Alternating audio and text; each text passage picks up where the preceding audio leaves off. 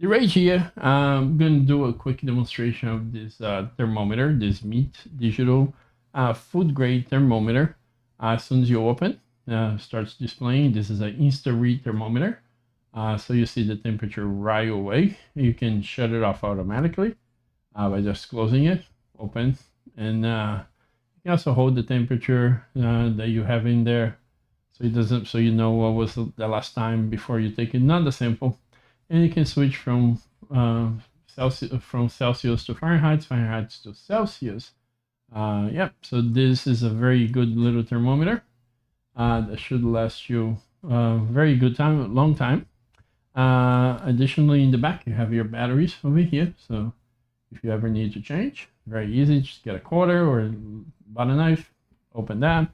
And over here, there's magnets. So you'll be able to stick to a refrigerator, anything metal. So it's nice and easily available.